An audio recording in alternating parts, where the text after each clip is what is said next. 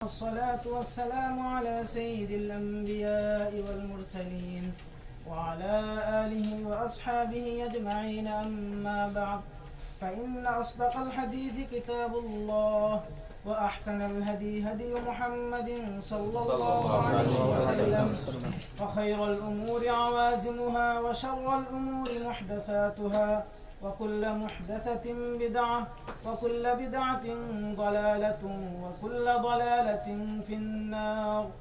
وبالسند المتصل منا إلى الشيخ الإمام الهمام الحافظ الحجة أمير المؤمنين في الحديث أبي عبد الله محمد بن إسماعيل بن إبراهيم بن المغيرة بن بردزبة الجعفي اليماني البخاري رحمه الله تعالى. اللهم انفعنا بعلومه وعلومهم أجمعين، آمين يا رب العالمين. أنه قال: بسم الله الرحمن الرحيم. باب كيف كان بدء الوحي إلى رسول الله صلى الله عليه وسلم. وقول الله عز وجل: إنا أوحينا إليك كما أوحينا إلى نوح والنبيين من بعده.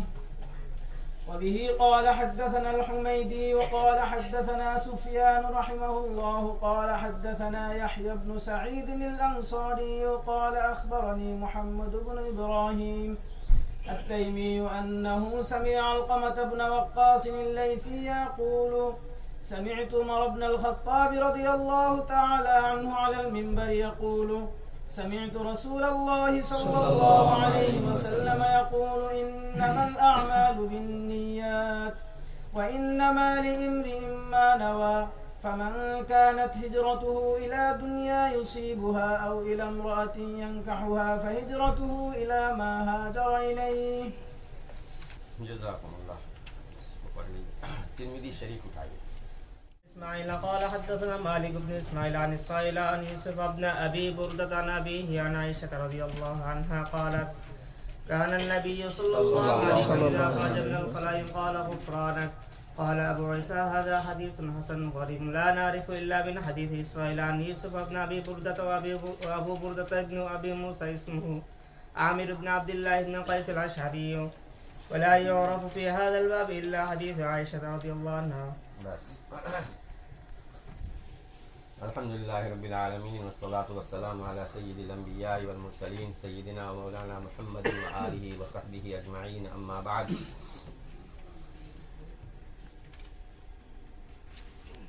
میرے عزیز دوستو، آپ نے صحیح بخاری شریف کے آغاز سے، یعنی اس کا اول حصہ آپ نے قرأت کیا، اور اس مدرسے میں میرا آنا جانا تو بہت پہلے سے ہے، آپ سب لوگ جانتے ہیں. بلکہ میں بھی اور آپ بھی ایک دوسرے کو اپنا سمجھتے ہیں، الحمدللہ. یہاں بڑے بڑے حضرات علماء مشائخ موجود ہیں. حضرت اقدس مولانا فرید الدین مسعود صاحب دامت برکاتہم، اللہ ان کو صحت عافیت کے ساتھ رکھ کر ان کے حیات تادیر باقی رکھے، اور ان کے سائے کو ہم پر تادیر قائم رکھے. میں نے صحیح بخاری تو اس لیے اوائل کہ جو طریقہ ہے حدیث کی اجازت کا، تو صحیح بخاری شریف، اسی طرح حدیث کی تمام یہ کتابیں جو آپ پڑھتے ہیں، ان میں سے بعض کو میں نے اپنے مشائخ سے پڑھا ہے، یعنی ان کو سماعاً ان کا تحمل مجھے حاصل ہے، اور بعض کا اجازتاً، یعنی کچھ حصہ پڑھا گیا ہے اور بقیہ حصہ جو ہے اجازتاً. عموماً مکمل کتاب تو صحیح بخاری ہوتی ہے، اخلاص کے ساتھ جو اس کی بنا ہوئی، تو اللہ نے اس کے ذریعے سے قرآن و حدیث کے صحیح علم کو امت کے اندر عام فرمایا، اور پوری دنیا میں دارالعلوم دیوبند کے فضلاء بالواسطہ یا بلا واسطہ الحمدللہ پہنچے ہوئے ہیں اور دین کی خدمت کر رہے ہیں۔ بلکہ آپ کا یہ مدرسہ، چونکہ آپ کے اکابر دارالعلوم دیوبند کے فیض یافتہ، اساتذہ دارالعلوم دیوبند کے فیض یافتہ، یا دارالعلوم دیوبند کے فیض یافتگان سے فیض یافتہ ہیں، تو یہ سب شاخیں ہیں ایک طرح سے ساری کی ساری دارالعلوم دیوبند کی۔ یہی وجہ ہے کہ آپ سب حضرات ایک ناچیز، ایک حقیر شخص جو دارالعلوم سے صرف ایک رسمی تعلق اس کا ہے، صرف اس بنیاد پر آپ اس سے بھی محبت رکھتے ہیں۔ کوئی بھی آ جائے دارالعلوم دیوبند سے نسبت رکھنے والا، آپ اس کو سر پہ بٹھاتے ہیں۔ اللہ تبارک و تعالیٰ آپ کی محبتوں کا بہترین بدلہ عطا فرمائے۔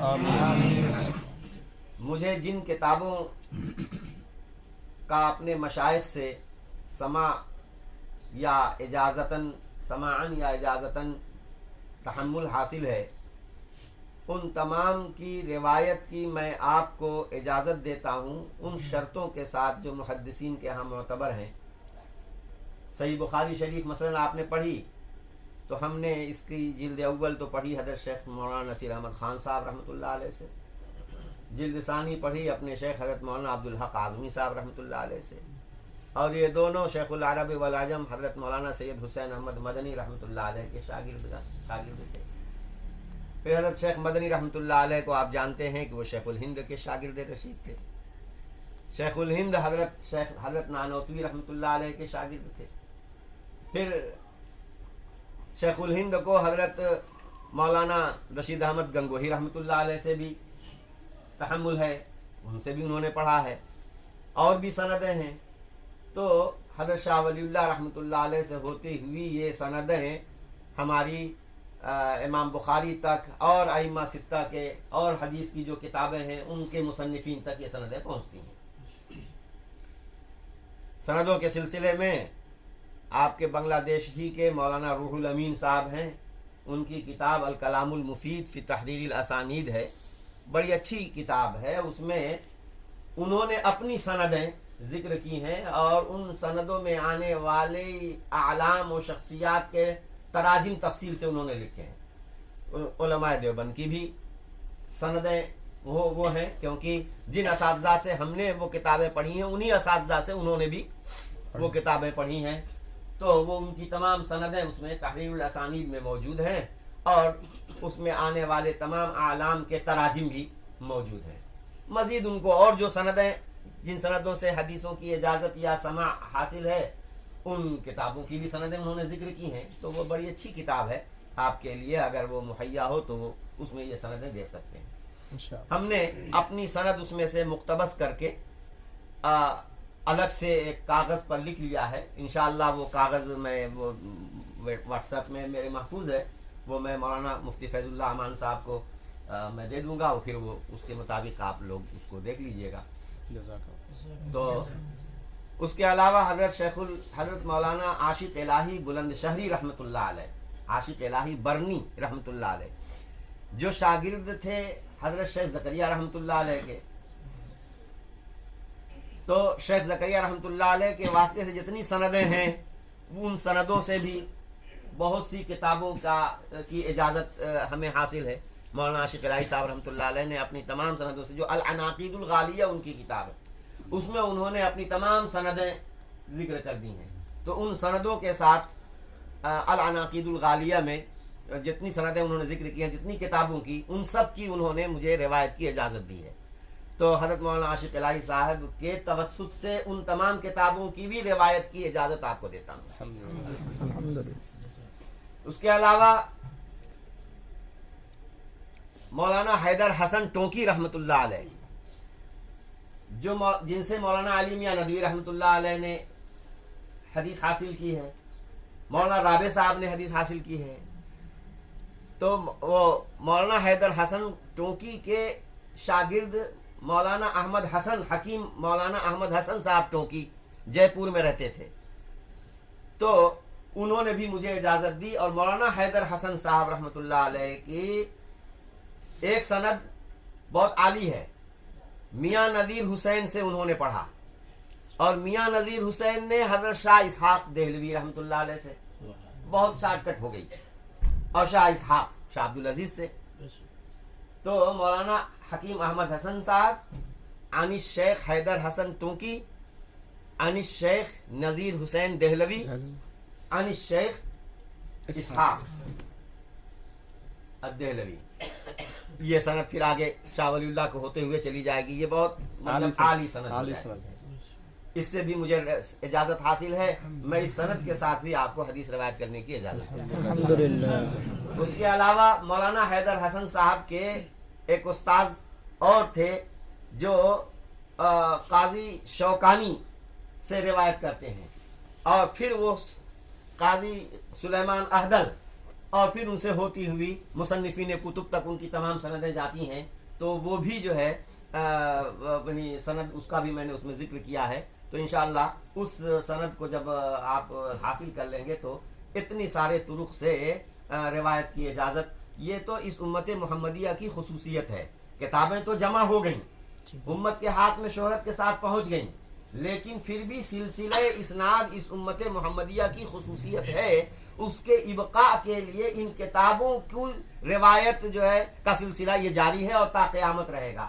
تو یہ نبی کریم صلی اللہ علیہ وسلم کی تمام احادیث جو کتابوں میں ہیں ان تمام کی سند یعنی ہم سے لے کر کے نبی کریم صلی اللہ علیہ وسلم تک پوری سند متصل وہ پہنچتی ہے اور اس سند متصل کے ساتھ ہم ان کتابوں کو روایت کرتے ہیں. اور کتاب کے مصنفین اپنی اپنی سندوں سے انہوں نے حدیثیں اپنی کتابوں میں ذکر کی ہیں.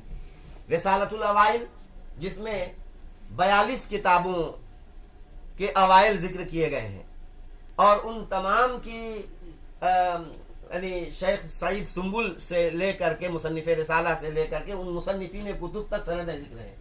اس رسالۃ الاوائل کا بھی تحمل میں نے اپنے شیخ مولانا زین العابدین صاحب رحمۃ اللہ علیہ سے کیا ہے. انہوں نے مولانا حبیب الرحمن محدث اعظمی رحمۃ اللہ علیہ سے, انہوں نے حضرت شیخ عبد الغفار رحمۃ اللہ علیہ سے. اس طریقے سے مصنف کتاب تک وہ سند پہنچتی ہے اور بیک وقت اس میں یہ 42 کتابوں کی سندیں مذکور ہیں اور جس میں جمع الفوائد بھی ہے اور بھی ہے, حدیث کی کتابیں بھی ہیں اور دوسری کتابیں بھی ہیں. تو اس طریقے سے رسالۃ الاوائل کے اندر جو کتابیں ہیں ان سب کی بھی روایت کی اجازت ہم کو حاصل ہے اور میں ان کی بھی روایت کی اجازت آپ کو دیتا ہوں. تو اس طرح سے یہ اتنی تفصیل کے ساتھ میں نے کہیں اور جگہ روایت حدیث کی اجازت نہیں دی ہے. یہ آپ کو میں اب یہ تو اجازت کا معاملہ ہو گیا.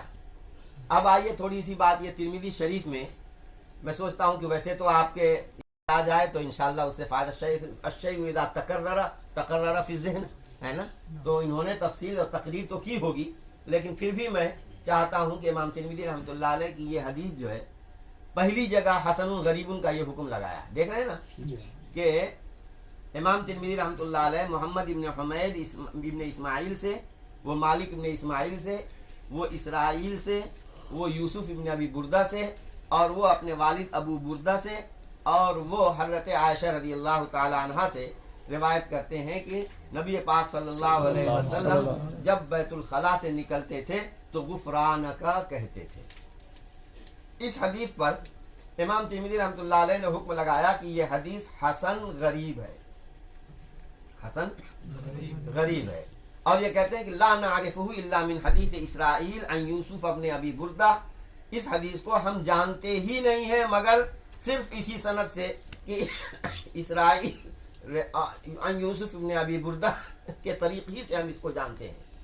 اسرائیل کے شاگرد تو ہوں گے متعدد لیکن اسرائیل سے لے کر کے اوپر تک یہ سند بالکل غریب ہے.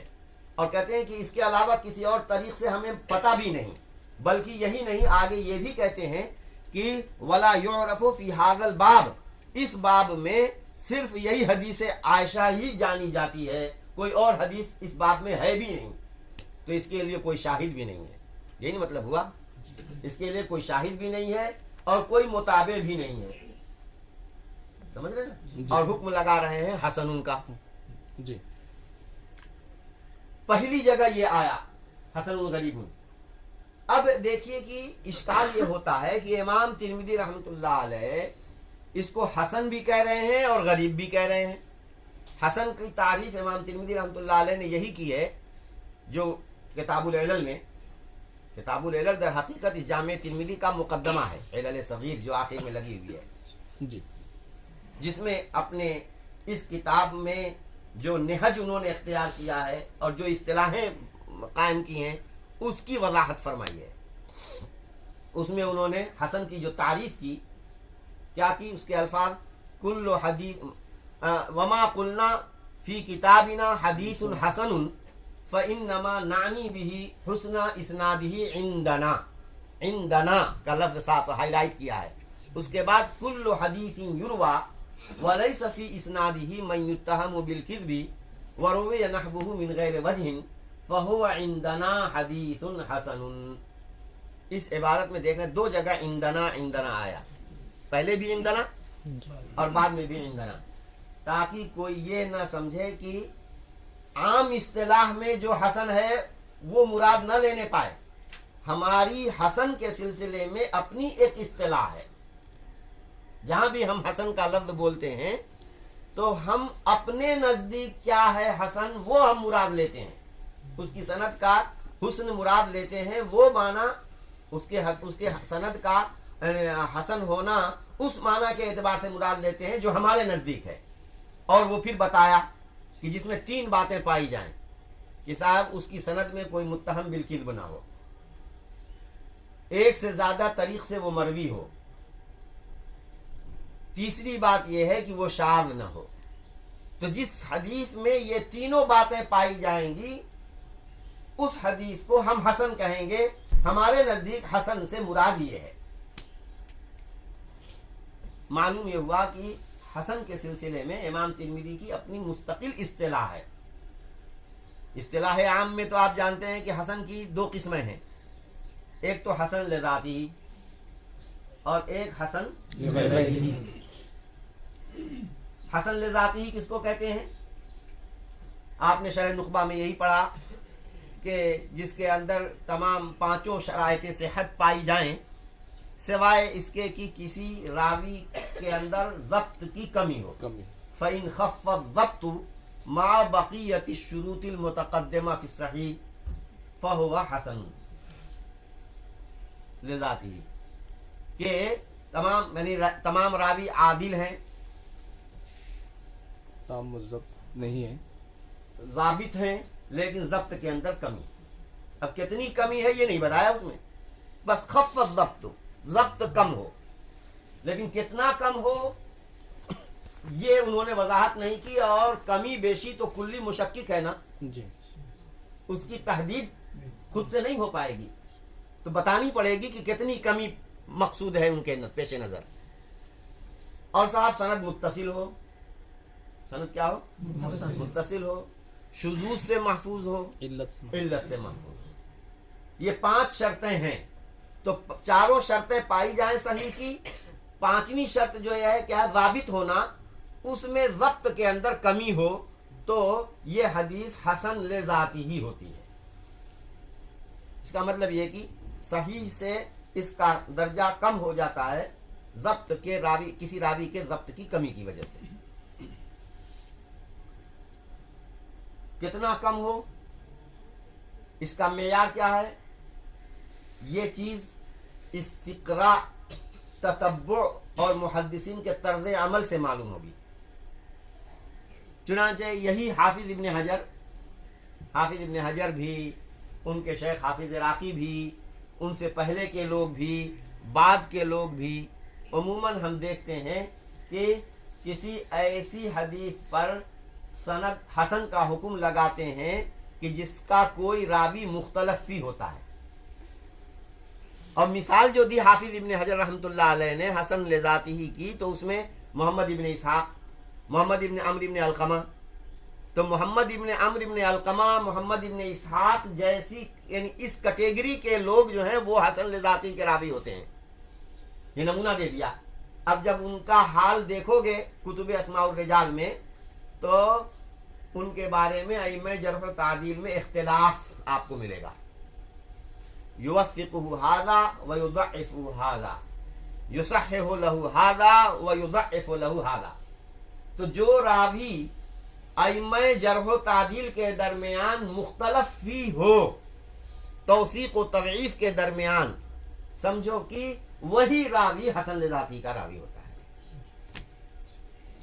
समझ रहे हैं? जी जो रावी अइम्मा जरह व तादील के दरमियान मुख्तलफ फी हो, तज़ईफ व तौसीक के दरमियान के सिलसिले में, वही रावी हसन लिज़ाती का रावी हुआ करता है। वैसे तो इख्तिलाफ किसके बारे में नहीं है, बाज़ का तो अच्छे अच्छे लोगों में इख्तिलाफ होता है, हैं? हाँ, कीला इन्ना लिल्लाह ज़ू वलदिन, कीला इन्ना रसूल क़द कहना, हैं? तो अल्लाह और रसूल भी मखलूक की जुबान से बचे नहीं है, तो मुतलक इख्तिलाफ से मतलब नहीं है, वाक़अतन इख्तिलाफ है और वो उसकी कोई बुनियाद भी है। बेशक बदाहत का जो कोई इख्तिलाफ करे, बदाहत का कोई इनकार करेगा और इख्तिलाफ करेगा, तो उस इख्तिलाफ का तो इनकार नहीं, उसका तो एतबार नहीं है ना। जी है? बहरहाल, तो ये जो मोहम्मद इब्न इसहाक हैं, मोहम्मद इब्न अम्र इब्न अलकमा हैं, एक और मिसाल दी हाफिज इब्न हजर ने, अम्र इब्न शुआयब अन अबीही अन जद्दिही वाली की सनद से जी जो हदीस आती है, इस पर भी मुहद्दिसीन हसन का हुक्म लगाते हैं। अब इसके रिजाल को आप देखेंगे तो कोई रावी ऐसा नहीं है कि उसकी तौसीक और तज़ईफ में इख्तिलाफ हो, यानी रावी जरह व तादील के एतबार से मुख्तलफी नहीं है कोई भी। जी हाँ खुलासा उसका सदूक तक़रीबुत तहज़ीब में आपको मिलेगा, लेकिन सदूक वो तक़रीबुत तहज़ीब में हाफिज की एक इस्तिलाह है, ऐसे रावी का कोड करते हैं सदूक से जो शिबहुल मुत्तफ़क़ अला तौसीक़ी होता है। बार रावी को फ़िक़ह कहते हैं, तो फ़िक़ह तो उस रावी को कहते हैं जो अइम्मा जरह व तादील के दरमियान मुत्तफ़क़ अलैह तौर पर फ़िक़ह हो, जी उसका खुलासा सिक़ह से करते हैं। और अगर अइम्मा की अक्सरियत तौसीक़ करती हो, एक आधे ने तज़ईफ़ की हो, कुछ जरह की हो, लेकिन उस अगलबियत की तौसीक़ के मुकाबले में इसकी तज़ईफ़ का कोई हैसियत नहीं बनती, तो ज़ाहिर है वो मुख्तलफ़ी नहीं बना। लेकिन चूंकि एक इख्तिलाफी नोट है किसी का, हाफिज इब्न हजर बहुत इंसाफ के साथ खुलासा करते हैं, तो इसलिए अब वहाँ बाहिसे आदि तो समझेगा कि वो फ़िक़ह ही है, जी चुनांचे से बहुत से लोग उसको फ़िक़ह ही खुलासा निकालते हैं। लेकिन हाफिज इब्न हजर चूंकि इंसाफ का तराजू लेके बैठे हैं, तो यहाँ किसी नाकिद ने नक़्द किया है, जरह की है, अगरचे उस जरह का हिस्बान नहीं, उसका एतबार नहीं, लेकिन फिर भी हाफिज साहब अब उसको फ़िक़ह न कह करके सदूक का लफ्ज़ ला रहे हैं। तो गोया सदूक दर हकीकत फ़िक़ह ही होता है, लेकिन मुख्तलफ़ी नहीं है, किसी का कोई कलाम है, अगरचे वो कलाम जो है मुअस्सिर नहीं। बहरहाल, तो ये अम्र इब्न शुआयब अन अबीही अन जद्दिही की सनद में आप देखेंगे तो अम्र इब्न शुआयब के बारे में लिखा होगा सदूक, उनके वालिद शुआयब, उनके बारे में भी लिखा होगा सदूक। तो इस पर हसन का हुक्म लगा है, इस वजह से नहीं कि ये सदूक हैं। ये लोगों को गलतफहमी होती है, लोगों ने देखा कि तकरीब में अम्र पर भी सदूक, उनके वालिद शुआयब पर भी सदूक। इधर आ जाइए, वो जगह मौजूद है, तो उनको ये गलतफहमी हुई कि सदूक की हदीस हसन होती है। तिरमिज़ी वो तकरीब का सदूक जो है वो सही लिज़ाती का रावी होता है, अलबत्ता तीसरे दर्जे का सही लिज़ाती का रावी होता है। भाई एक रावी वो है जिसको फ़िक़तुन कहा गया मुबालगे के साथ जी, एक रावी वो है जिसको सिर्फ फ़िक़तुन कहा गया, और एक रावी वो है जिसको सदूकुन कहा गया। तो फ़र्क़ मरातिब तो करना होगा ना, सबकी हदीस सही होगी, लेकिन फ़िक़तुन की सही लिज़ाती नंबर 1 और सिक़तुन फ़क़त की सही लिज़ाती नंबर 2 और सदूक की हदीस सही लिज़ाती नंबर 3, लेकिन है सही लिज़ाती ही। उसके बाद जो है उन रावियों का नंबर आता है जो अइम्मा जरह व तादील के दरमियान मुख्तलफ़ी हों। हाँ, मैं बात अम्र इब्न शुआयब अन अबीही अन जद्दिही की कर रहा था ना, कि उसमें अम्र और उनके वालिद शुआयब, ये दोनों का खुलासा सदूक है। तो सदूक होने की वजह से उस पर हसन का हुक्म नहीं लगा है, दर हकीकत हसन का हुक्म लगा है। क्यों? کہ اس سند کے بارے میں اس میں اختلاف ہے کہ ان جدہی میں ہی کی ضمیر عمرو کی طرف لوٹتی ہے یا شعیب کی طرف لوٹتی ہے. اگر عمرو کی طرف لوٹتی ہے جیسی اور سندیں ہیں کہ دونوں ضمیروں کا مرجع پہلے ہی راوی کی طرف ہوتا ہے, تو پھر تو ان کے دادا جو ہیں, عمرو کے دادا محمد ہیں, سمجھا آپ نے, اور ان کا سما عمرو ابن شعیب ابن محمد ابن عبداللہ ابن عمرو ابن عاص, تو آخری راوی عن ابیہ عن جدہ, تو وہ جدہ کون بنے؟ محمد بنے, اور وہ رسول اللہ صلی اللہ علیہ وسلم سے روایت کریں گے تو مرسل ہو جائے گی,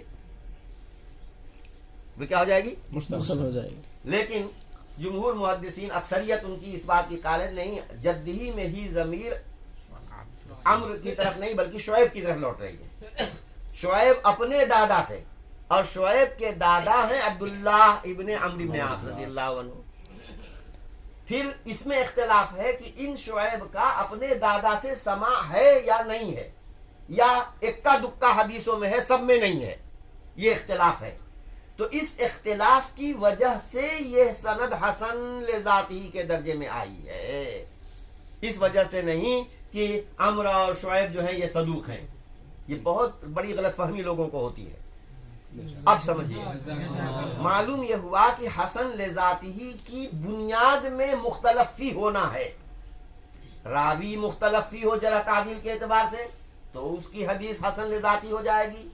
راوی جو ہے مختلف فی تو نہیں ہے, لیکن اتصال و انقطاع کے اعتبار سے اس سند میں اختلاف ہے ائمہ کے درمیان, اس وجہ سے وہ سند حسن لذاتی سند مانی جاتی ہے.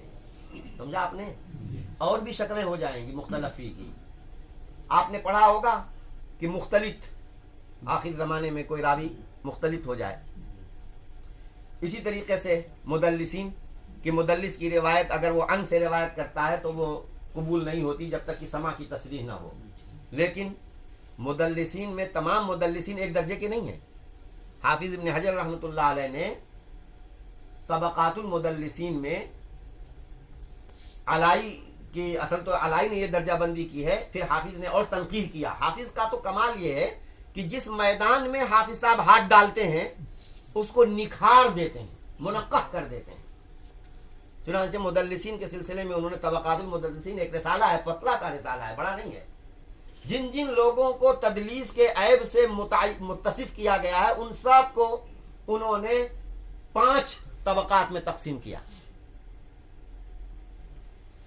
پہلا دوسرا طبقہ تو وہ ہے کہ ان کے ان کو اور لوگ قبول کرتے ہیں, کیونکہ وہ لوگ یا تو تدلیس کرتے ہی نہیں یا کرتے ہیں تو ثقات سے کرتے ہیں, یعنی جس کو وہ حذف کرتے ہیں وہ ثقات ہے.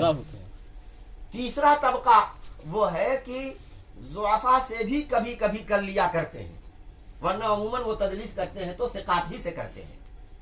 ان لوگوں کے بارے میں کہ اس کی اگر وہ ان سے کوئی حدیث روایت کریں یا محتمل سما صیغے سے روایت کریں تو قبول ہوگی یا نہیں ہوگی, ائمہ کے درمیان اختلاف ہے. ائمہ کے درمیان اختلاف ہے. ہاں, کہ ان کے عنعنہ کو متصل مانا جائے یا ان کے عنعنہ کو منقطع مانا جائے, مظنہ انقطاع ہے یا نہیں ہے, اس میں اختلاف ہے. چنانچہ ابو الزبیر عن جابر, تو ابو الزبیر مثال کے طور پر, تو ابو الزبیر ہوئے, قتادہ ہوئے, سمجھ رہے نا, اور بھی بہت سے لوگ ہیں کہ جن کو طبقہ ثالثہ میں رکھا ہے, اور یہ وہ لوگ ہیں کہ جن کے عنعنہ کے قبول کرنے اور نہ کرنے کے بارے میں ائمہ میں اختلاف ہے. جی ہاں. اور چوتھا طبقہ ان لوگوں کا ہے کہ جو ضعفاء سے کثرت سے تدلیس کیا کرتے ہیں, اور ان کے بارے میں اتفاق ہے کہ جب تک یہ تحدیث کا صیغہ, اخبار کا صیغہ نہ استعمال کریں تب تک ان کی حدیث سے احتجاج نہیں کیا جائے گا, اور عنعنہ کو محتمل سما صیغہ کو ذوف پر محمول کیا جائے گا. اور پانچواں طبقہ ان مدلسین کا ہے کہ جس میں تدلیس کے عیب کے ساتھ کوئی اور بھی وجہ ضعف پائی جائے, اور بھی وجہ ضعف پائی جائے. تو ظاہر بات ہے کہ اس میں تو دوسری بھی چیز, تو ان کی حدیث تو ضعیف ہوگی ہی, چاہے وہ ان کے ساتھ روایت کریں تب بھی, سما کی تصدیق کریں تب بھی.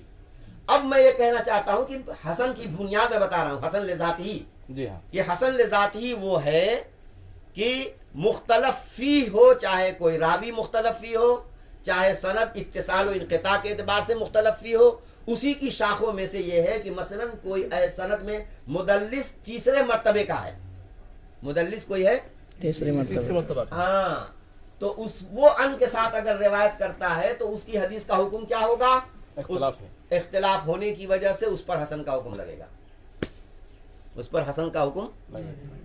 اب آپ دیکھیے اس سے بہت سا مسئلہ حل ہو گیا. بڑے لوگ مطالعہ کرنے والے کرتے ہیں, مطالعہ کر کے کہ نہیں ان کے ساتھ جب روایت ہوگا مدلس کا آنا جو ہے وہ ضعیف ہوگا. امام مسلم رحمۃ اللہ علیہ پر اعتراضات کی بھرمار ہو جائے گی. ابو زبیر عن جابر کے طریق سے خوب روایتیں کرتے ہیں, اور انانا ہوتا ہے. کسی بھی سند میں آپ دیکھیں گے ایسی بھی سندیں ہیں کہ سما کی تصریح نہیں ہے, سما کی تصریح نہیں ہے, سمجھا آپ نے, ان کے ساتھ روایت کر رہے ہیں. اب اگر ہر مدلس کا حکم یہ ہو جائے کہ وہ ان کے ساتھ اگر روایت کرے گا تو ضعیف ہوگا, تو یہ ساری حدیثیں جو ہیں مسلم کی ضعیف بن جائیں گی, جبکہ اس کے اندر حسن درجے کی حدیثیں بہت ہیں. صحیح کا مطلب یہ نہیں ہوتا کہ اصطلاحی اعتبار سے صحیح لذاتی ہی ہوں, بلکہ بہت سی حدیثیں وہ ہیں کہ جو اصلاً حسن لذاتی ہیں اور مطابعت اور تعدد طرق یا شواہد کی بنیاد پر وہ صحیح لغیر ہی ہو گئی ہیں. اسی وجہ سے بلکہ مسلم تو علاوہ چھوڑیے, صحیح بخاری میں بھی حافظ ابن حجر رحمۃ اللہ علیہ فرماتے ہیں کہ میں نے بہت سے, محمد ابن عمرو ابن علقمہ کی حدیث بخاری میں موجود ہے, اور محمد ابن عمرو ابن علقمہ مختلف فی ہیں, تو ان کی حدیث کیا ہوگی؟ حسن ہوگی, حسن لذاتی ہوگی. لیکن وہیں پہ دوسری حدیث بھی موجود ہوتی ہے جس سے اس کو قوت مل کر کے وہ صحیح لغیری ہو جاتی ہے. تو حافظ ابن حجر رحمۃ اللہ علیہ فرماتے ہیں کہ بخاری میں صحیح حدیثیں ہی صحیح لذاتی ہی صرف نہیں ہے, بلکہ ایک بڑی تعداد صحیح لغیری کی بھی ہے, ایک بڑی تعداد. ہاں, اسی لیے کہتے ہیں کہ صحیح کی تعریف میں چینجنگ کرو, تبدیلی کرو. یہ نہیں کہ ایسی تعریف کرو کہ خالی صحیح لذاتی ہی پر ہی وہ صادق آئے. اسی وجہ سے حافظ ابن حجر رحمۃ اللہ علیہ نے صحیح کی تعریف کیا کی کہ متصل سندہ بنقل عدل تام الضبط او القاصر عنہ اذا اعتضد. یہ بڑھا دیا, متصل سندہ بنقل عدل تام الضبط او القاصر عنہ اذا اعتضد ولم يكن شاذا ولا معللا. یہ صحیح لغیری کو شامل کرنے کے لیے انہوں نے یہ تبدیلی کی تاکہ صحیح لذاتی اور صحیح لغیری دونوں آ جائے. اور کیونکہ بخاری میں ایسی حدیثیں بہت ہیں, مسلم میں بھی ایسی حدیثیں بہت ہیں. تو میں بچوں یہ بتانا چاہ رہا تھا کہ حسن لذاتی ہی اس حدیث کو کہتے ہیں کہ جو ایسی سند سے آئے کہ جس میں کسی نہ کسی اعتبار سے اختلاف پایا جاتا ہو کانٹے کا, اور وہ مختلف فی ہو. عام اس بات سے کہ کوئی راوی مختلف فی ہو جرح و تعدیل کے اعتبار سے, عام اس بات سے کہ اس کی سند کے اتصال و انقطاع میں اختلاف ہو, عام اس بات سے کہ اس میں کوئی مدلس ہو مرتبہ ثالثہ کا, یا اس میں کوئی مختلط ہو زمانے اختلاف میں. ایسے شاگرد نے روایت کیا, اس میں بھی یہی بات ہے کہ زمانے آخر میں مختلط ہو گیا. تو جس حدیث کے بارے میں یہ معلوم ہوا کہ ایسے شاگرد نے روایت کیا جس نے زمانے اختلاف ہی میں اس سے پڑھا ہے, تو چاہے اس پر تو ہم زور کا حکم لگا دیں گے. کسی ایسے شاگرد کے طریق سے آئے کہ اس کے بارے میں بالیقین معلوم ہے کہ اس نے اس کے اختلاط سے پہلے پڑھا ہے, تو ہم اس کو صحیح قرار دے دیں گے. لیکن کوئی ایسا راوی ہے کہ جس کے بارے میں یہ نہیں پتا چل پا رہا ہے کہ وہ زمانے اختلاط میں اس نے پڑھا ہے یا زمانے اختلاط سے پہلے پڑھا ہے, احتمال دونوں کا ہے. جب احتمال دونوں کا ہے تو یہی مختلف فی کے درجے میں آ جائے گا. عام طور سے آپ نے کتاب میں پڑھا ہوگا کہ پھر توقف کیا جائے گا. کاہے کو توقف کرو گے بابا؟ بھائی جب راوی جرح و تعدیل کے اعتبار سے مختلف فی ہے تو آپ اس کو نہ مجروح قرار دو گے نہ اس کو ثقہ قرار دو گے, بیچ بیچ میں میڈیم درجے کا راوی قرار دے کر کے حسن لذاتی مانتے ہو. تو اسی طریقے سے اگر مختلط کی کوئی حدیث ہے ایسے شاگرد کے طریق سے کہ جس کے بارے میں نہ یہ پتہ نہیں ہے کہ اس نے اختلاط سے پہلے لیا ہے یا اختلاط کے بعد لیا ہے, اور دونوں کا احتمال ہے, تو اس میں درمیانی راستہ اختیار کر لیا جائے. اور اس کی نظیر ہمارے پاس ابن صلاح کی بات موجود ہے کہ مستورین جو ہیں اوپر درجے کے, جن کے بارے میں یہ نہیں معلوم ہے کہ انہوں نے زمانہ اختلاط میں وہ ان کے بارے میں جرح و تعدیل کے متعلق کچھ معلوم نہیں ہو سکا ہے تو حافظ ابن صلاح کی صلاح یہ ہے کہ ان کو حسن درجے کا مانا جائے. کیا مانا جائے؟ ہاں. اسی وجہ سے حافظ ابن حجر رحمۃ اللہ علیہ نے اس بات کا بھی لحاظ رکھا ہے. میں اس پوری تفصیل میں نہیں جاتا, میں تو آپ کو یہ حسن سمجھانے کے لیے, تو ابھی حسن لذاتہ میں ہوں. اب دوسری قسم ہے حسن لغیرہ. وہ آپ جانتے ہیں کہ صاحب سند میں کوئی سیء الحفظ ہو, سند میں کوئی مجہول ہو, سند میں کوئی مستور ہو, کوئی راوی منقطع ساقط ہو گیا ہو, سمجھا آپ نے, جس کی وجہ سے وہ سند ضعیف بن گئی, لیکن صاحب اس کو مطابقت حاصل ہے. اس مطابقت کی وجہ سے, دوسرے سند سے آنے کی وجہ سے یہاں جو کمزوری تھی اس کی پورتی ہو گئی, اس لیے اس کو حسن لغیرہ ہی کہتے ہیں. اس کو کیا کہتے ہیں؟ گویا حسن لغیرہ اصلاً ضعیف ہوتی ہے, لیکن اتنی ضعیف نہیں ہوتی کہ کوئی راوی متہم بالکذب ہو, اتنی ضعیف نہیں ہوتی, شدید الضعف نہیں ہوتی. وہ روی نحو من غیر وجہ کی وجہ سے وہ حسن لغیرہ بن جاتی ہے. اب آئیے امام ترمذی رحمۃ اللہ علیہ کے پر. امام ترمذی رحمۃ اللہ علیہ نے حسن کا لفظ خوب استعمال کیا, لیکن حسن لذاتی کے معنی میں نہیں, اور نہ ہی علی الاطلاق حسن لغیرہ کے معنی میں. آپ کو بعض کتابوں میں ملے گا کہ امام ترمذی حسن کو حسن لغیرہ کے معنی میں بولتے ہیں, اور جب حسن کو حسن لغیرہ کے معنی میں بولیں گے جو اصطلاحی اعتبار سے ہے, تو پھر بہت جگہ آپ کو جھٹکا لگے گا, ہے نا. جھٹکا کیوں لگے گا کہ سند کے اندر کوئی سیء الحفظ راوی ہے اور روی نحو من غیر وجہ ہے, اور اس کے بعد کہہ رہے ہیں حسن صحیح, تو لوگ کہیں گے کہ امام ترمذی متساہل ہیں کہ دیکھو راوی ضعیف ہے, تعدد طرق ہے, کہ اس کی بنیاد پر اس کو انہوں نے حسن نہ کہہ کر کے حسن صحیح کہہ دیا. بڑے بڑے لوگوں نے حافظ امام ترمذی پر نقد کیا ہے. علامہ ذہبی نے بہت نقد کیا ہے جگہ جگہ, بلکہ انہوں نے صاف کہہ دیا ہے کہ لا تغتر بتحسین الترمذی ولا بتصحیحہ فإن المحاقة غالبها ضعاف, فإن عند المحاقة غالبها ضعاف, کہ جب تحقیق کی گئی ہے تو اکثر وہ ضعیف نکل رہی ہیں. چنانچہ اسی بات کو لے کے پکڑ لیا شیخ ناصر البانی نے بھی. شیخ ناصر البانی کے شاگردوں میں شیخ بشار عواد ہیں, اور بھی بہت سے لوگ ہیں جنہوں نے ترمذی شریف کی تحقیق کی ہے, تو امام ترمذی کو منہ بھر بھر کر کے متساہل متساہل متساہل وہ کہتے ہیں. امام ترمذی رحمۃ اللہ علیہ بھی سن سن کر کے اپنی قبر میں جو ہے بالکل عاجز آ گئے ہوں گے. امام ترمذی رحمۃ اللہ علیہ بڑے متوقع اور محتاط ہیں. ورنہ وقت ہے نا ہمارے پاس؟ اچھا, بس میں یہاں آتا ہوں نا تو ذرا سا میرا ذہن کھلتا ہے. ہاں الحمدللہ. تو امام ترمذی رحمۃ اللہ علیہ نے حسن کی ایک کے سلسلے میں ایک خاص اصطلاح بنائی ہے. میں نے وہ الفاظ آپ کے پاس سامنے پڑھ دیے, اور اس عبارت میں 2 جگہ عندنا ہے, پہلے اور آخر میں, تاکہ کوئی اس کو اصطلاح عام پر نہ لے جائے.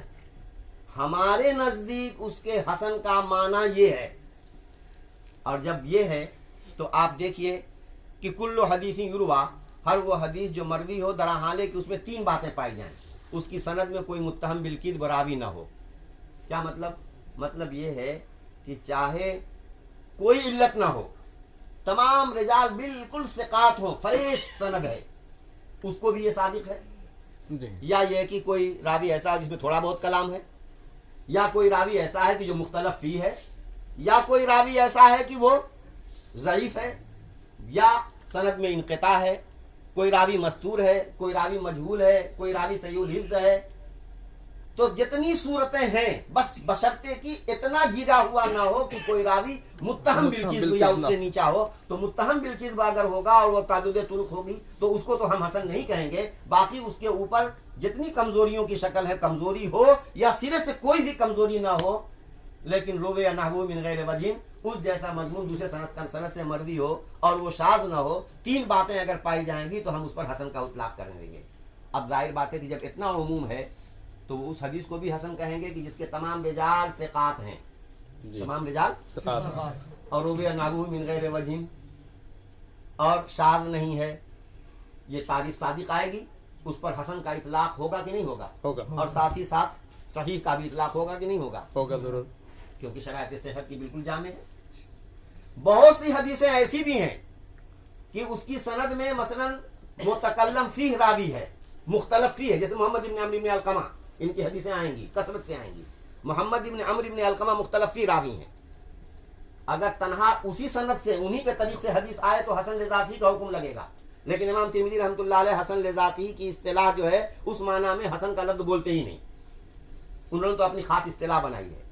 اب اگر کوئی حدیث آئے محمد ابن عمرو ابن علقمہ کی سند سے اور تعدد طرق بھی ہو, متابعات بھی ہو, تو اس پر حکم لگائیں گے حسن صحیح. یہ حسن صحیح حکم لگانا صحیح ہوگا کہ نہیں ہوگا؟ ہوگا بھائی یہ تینوں باتیں تو پائی گئیں. پائی گئی. اور ساتھ ہی ساتھ ابتداءً چونکہ محمد بن عمرو بن علقمہ حسن لذاتی کا راوی ہے, تعدد طرق کی وجہ سے اس کی حدیث کا گراف اوپر اٹھ گیا, صحیح لغیری بن گئی. کیا بن گئی وہ؟ تو یہ حسن صحیح میں جو صحیح ہے یہ صحیح لغیری ہے. جی. اور وہ مان ابن عیسیٰ عن مالک عن نافع عن ابن عمر کے طریق سے بالکل پیور اوپر درجے کی اعلیٰ درجے کی سند ہے. اور وہ تعدد طرق اگر ہے تو اس کو بھی حسن صحیح کہیں گے, لیکن اس صحیح حسن صحیح میں صحیح اعلیٰ درجے کا ہے, وہ صحیح ذاتی ہے. صحیح ذاتی ہے اور پلس رویہ نحو من غیر وجین ہونے کی وجہ سے اور قوت اس کے اندر پیدا ہو گئی. اور یہ جو محمد ابن عمرو ابن علقمہ کے طریق سے آئی ہوئی ہے وہ بھی رویہ نحو من غیر وجین ہے, لیکن صحیح تو بنی لیکن صحیح لغیری ہی بنی. ظاہر ہے کہ صحیح لغیری کا صحیح لذاتی سے درجہ کم ہوگا نا. جی. اور وہ صحیح لغیری وہ صحیح لذاتی بھی ہے اور رویہ نحو من غیر وجین بھی ہے. تو امام ترمذی رحمۃ اللہ علیہ کے نزدیک مین چیز رویہ نحو من غیر وجین ہے. اس بات کا پورا وہ اہتمام کرتے ہیں. اچھا صاحب, بعض حدیثوں کو خالی حسن غریب تک کہیں گے یا صرف حسن پر بول کر کے چپ ہو جائیں گے. عموماً جب صرف حسن کہیں یا صرف حسن غریب کہیں تو اس کا مطلب یہ ہوا کہ سند کے اندر کوئی کلام ہے, کوئی بات ہے, کوئی کمزوری ہے اور رویہ نحو من غیر وجہ ہو بھی ہے, اور اس کے باوجود ان کے دیکھنے میں وہ درجہ صحت تک نہیں پہنچ رہی ہے, اس لیے صرف حسن پر اکتفا کیا. یا حسن غریب پر غرابت اگر ہے تو غرابت کو بیان کرنے کے لیے, یعنی صحیح کا لفظ اس میں نہیں بڑھاتے, صحیح کا لفظ نہیں بڑھاتے. رویہ نحو من غیر وجہ اگر ہے تو حسن کہیں گے, اور اگر کسی قسم کی غرابت ہے تو حسن غریب بھی کہیں گے. عموماً ایسا ہی ہے. چنانچہ ہماری کتاب جو ہے الحدیث الحسن فی جامع ترمذی دراسہ و تطبیق وہ بھی آپ کے یہاں ہے, حسن غریب فی جامع ترمذی دراسہ و تطبیق وہ بھی آپ کے یہاں ہے, حسن صحیح فی جامع ترمذی دراسہ و تطبیق وہ بھی آپ کے یہاں ہے. اس میں آپ دیکھیں گے, آپ کے اساتذہ دیکھ کر کے اس کے مطابق انہوں نے آپ کو سمجھایا ہوگا, لیکن میں نے سوچا کہ میں بھی اس بات کو وضاحت کر دوں, ہو سکتا ہے آپ کو بات کچھ اور اچھی طریقے سے وضاحت سے سمجھ میں آ جائے. اب سنیے, جب یہ بات میں کہہ چکا کہ حسن کو حسن لذاتی کے معنی میں نہیں بولتے وہ, لیکن گاڑی پھنس گئی یہاں پہ. یہ جو میں نے خاص طور سے اسی کو نکالا, اور پہلی جگہ ہے یہ حدیث حسن غریب, حسن غریب پہلی جگہ یہاں کہا انہوں نے. اور حافظ بقائی, حافظ عراقی اور کچھ لوگوں نے یہ بات کہی کہ جب غریب کے ساتھ حسن کا لفظ بولتے ہیں نا تو اس حسن سے حسن لذاتی ہی مراد لیتے ہیں. حسن ہاں, یعنی وہ اپنی اصطلاح سے ہٹ گئے. کیوں بھائی, آدمی جب خود کہہ رہا ہے کہ میری یہ اصطلاح ہے تو کیا مطلب ہوا کہ کہیں اپنی اصطلاح پر رہے اور کہیں ہٹ جائے؟ بات سمجھ میں نہیں آتی. حافظ ابن حجر جیسا امام وہ بھی اس گتھی کو نہیں سمجھا پا رہے ہیں, تو انہوں نے جانتے ہو کیا کہا؟ انہوں نے کہا کہ انہوں نے جو کتاب العلل میں حسن کی تعریف کی ہے نا, وہ اکیلا حسن لفظ جب بولتے ہیں تو اس کی انہوں نے تعریف کی ہے. اور انہوں نے وہاں کا وما قلنا حدیث حسن فإن, دیکھو خالی حسن کہا ہے, تو خالی حسن تنہا حسن جب بولے تو اس کی انہوں نے یہ تعریف کی ہے. غریب کے ساتھ اور صحیح کے ساتھ لگا کر کے بولتے ہیں تو اس کی انہوں نے تعریف نہیں کی ہے. یہی تو پڑھا ہے آپ نے نا شرح نخبہ میں. جی ہاں, اور یہی ہم بیان بھی کرتے ہیں لوگ. لیکن سوال یہ پیدا ہوتا ہے کہ تنہا حسن اگر بولیں گے تو کسی کو کوئی اشکال نہیں ہوگا. بھئی ٹھیک ہے, حسن لذاتی ہوگی, حسن لغیری ہوگی, امام ترمذی کی تعریف پر ہوگی, تنہا حسن پر کسی کو اشکال نہیں ہوگا. اشکال کب ہوگا؟ جب صحیح کے ساتھ بولیں تب. کہ یہ کیسے بھائی کہ شرائط صحت کی جامع بھی ہے اور شرائط صحت کی جامع نہیں بھی ہے, یہاں اشکال ہوگا. حسن غریب بولیں تو اشکال ہوگا کہ صاحب آپ ہی فرماتے ہیں کہ رویہ نحو من غیر وجہ ہونی چاہیے حسن کے ہاں, اور غریب بھی فرما رہے ہیں کہ اس کا مطلب رویہ نحو من غیر وجہ نہیں ہے. تو غرابت کی نفی بھی ہے بھی, اب غرابت کا اثبات بھی ہوا. تو جو چیز جو بات مشکل ہے وہ سمجھانے کی ضرورت اس کو ہے، نہ یہ کہ جہاں کوئی اشکال پیش نہیں آئے اس کو بیان فرما دے. لیکن بہرحال حافظ صاحب نے شرح نخبہ میں، لیکن عجیب و غریب ہے، دیکھا نا لکل عالم حفوہ ہوتا ہے، ہر ایک سے لکل صارم نبوہ ہوتا ہے. تو مطمئن کرنے کے لیے حافظ ابن حجر نے وہاں وہ بات کہی، لیکن جب خود مصنف ایک بات کہہ رہا ہے تو یہ تعویل القول بما لا یرضی بہ قائل ہو جائے گا نا. اس لیے ضرورت ہے کہ سوچا جائے کہ کہیں امام ترمذی کے اصطلاح کی تطبیق میں ہم سے غلطی تو نہیں ہو رہی ہے. اب یہ پہلی حدیث جو ہے حافظ بقاری کہتے ہیں کہ دیکھو، اور خود دیکھو امام ترمذی رحمۃ اللہ علیہ تصریح کر رہے ہیں کہ ہم اس حدیث کو نہیں پہچانتے ہیں مگر اسرائیل عن یوسف بن ابی بردہ کے طریق سے. دیکھ رہے ہیں نا جی. اور پھر آگے یہ بھی کہہ دیا کہ ولا یعرف فی ھذا الباب الا حدیث عائشہ، اس باب میں حدیث عائشہ کے علاوہ کوئی ہے بھی نہیں، یعنی کوئی شاہد بھی نہیں ہے، متابع بھی نہیں ہے، شاہد بھی نہیں ہے، دونوں کی بالکل صریح نفی کر رہے ہیں. اور اتفاق ایسا کہ اس کی سند کے اندر یوسف ابن ابی بردہ یہ جو راوی ہے نا، یہ حسن لذاتی ہی کے درجے کے ہیں بھی، حسن لذاتی کے درجے کے ہیں بھی. چنانچہ ان کا خلاصہ تقریب میں آپ دیکھیں گے مقبول ملے گا. ان کا خلاصہ تقریب میں مقبول. جو لوگ مقبول کی اصطلاح نہیں سمجھے نا، وہ یہ کہیں گے کہ بتائیے مطابقت ضروری ہوتی ہے، مطابقت کے بغیر جو ہے اس کی حدیث جو ہے وہ قابل قبول نہیں ہے، اور یہاں کہہ بھی رہے ہیں کہ مطابقت نہیں ہے، نہ کوئی شاہد ہے، اور اس کے باوجود بھی حسن کا حکم لگا رہے ہیں. امام ترمذی بڑے متساہل ہیں، بڑے نقصانات ہو رہے ہیں مولانا اس بات کو نہیں سمجھنے کی وجہ سے.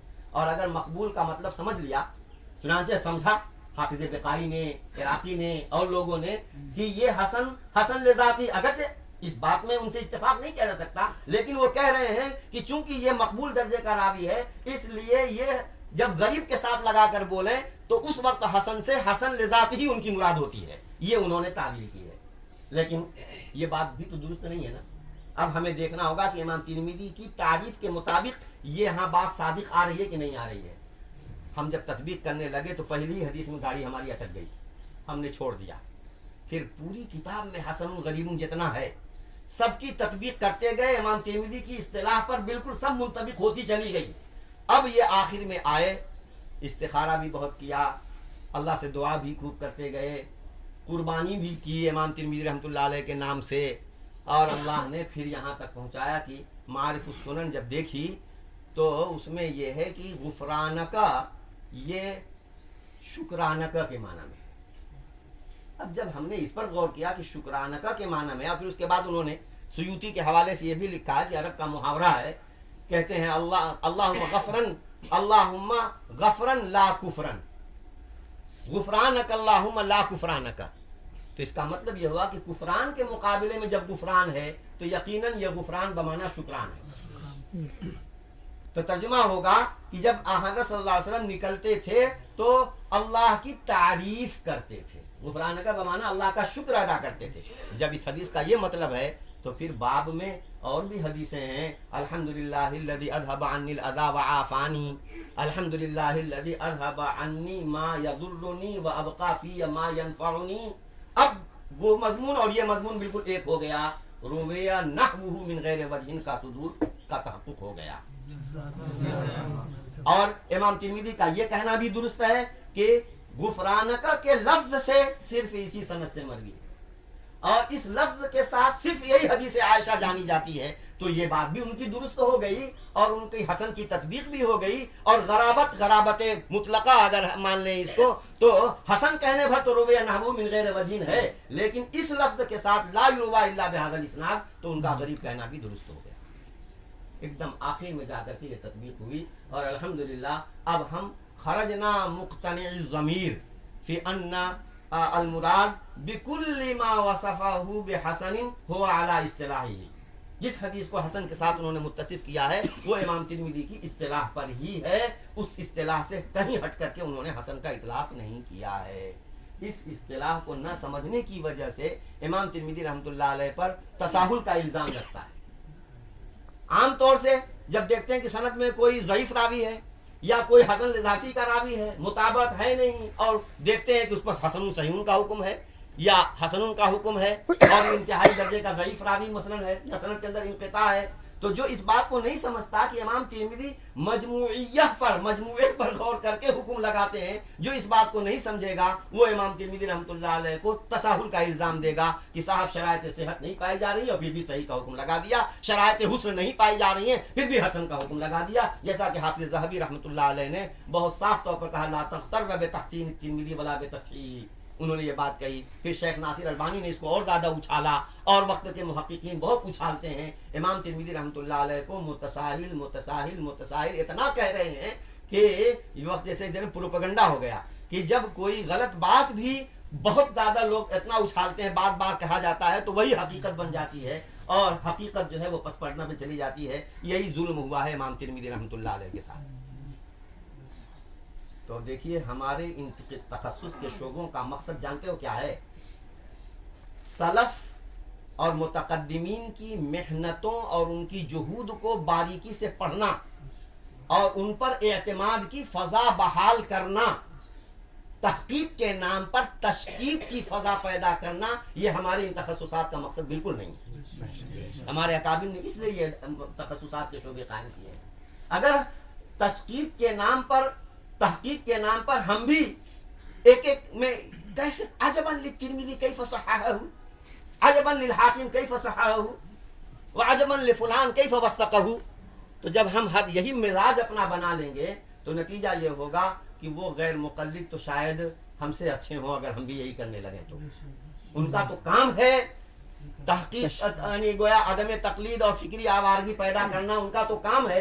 ہم نے تو اپنا نصب العین بنایا ہے کہ ہم صاحب سلف کی اتباع کرتے ہیں اور محدثین کی اور فقہا کی محنتوں کو سراہتے ہیں، ان پر اعتماد کرتے ہیں اور کر رہے ہیں عملاً ہم بھی وہی کام کہ جس کی وجہ سے ان حضرات کے اوپر سے اعتماد اٹھ رہا ہو، تو یقیناً ہم سے بڑا نامراد اور ہم سے بڑا ناکام کوئی نہیں ہوگا۔ سمجھ رہے نا؟